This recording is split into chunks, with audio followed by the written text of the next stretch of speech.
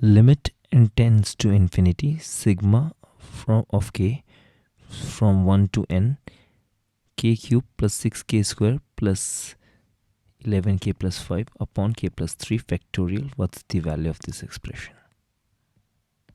First of all, in the numerator part there is a cubic equation and every degree is present here, from the degree 3, then 2, degree 1 and degree 0.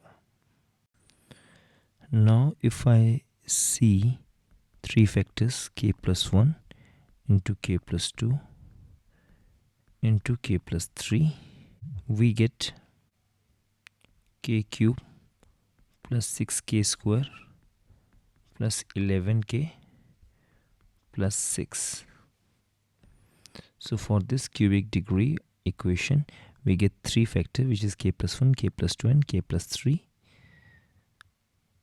But here in the numerator, here it is 5, it should be a 6.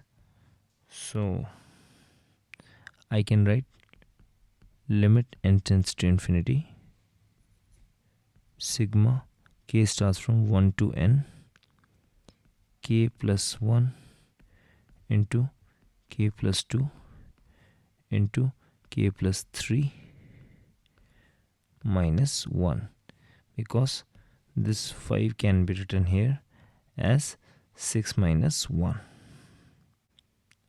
and denominator is same, that is k plus 3 factorial. Now splitting it, we get k plus 1 into k plus 2 into k plus 3 whole divided by k plus 3 factorial minus 1 upon k plus 3 factorial. Now numerator is as it is.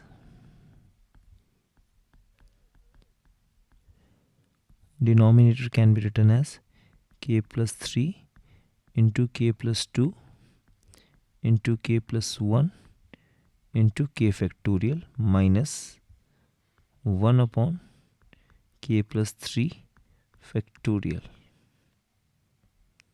Now clearly k plus 1 cancels with k plus 1, k plus 2 cancels with k plus 2 and k plus 3 cancels with k plus 3. So in the next step we get 1 upon k factorial minus 1 upon k plus 3 factorial. In the next step, limit n tends to infinity.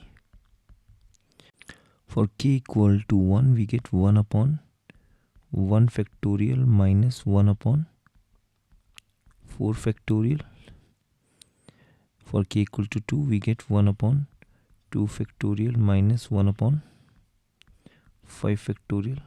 For k equal to 3, we get 1 upon 3 factorial minus 1 upon 6 factorial. And for k equal to 4, we get 1 upon 4 factorial minus 1 upon 7 factorial. Similarly, for k equal to 5, we get 1 upon 5 factorial minus 1 upon 8 factorial, and so on, so on, so on. And for the nth value, we get 1 upon n factorial minus 1 upon n plus 3 factorial. And all the terms are in addition.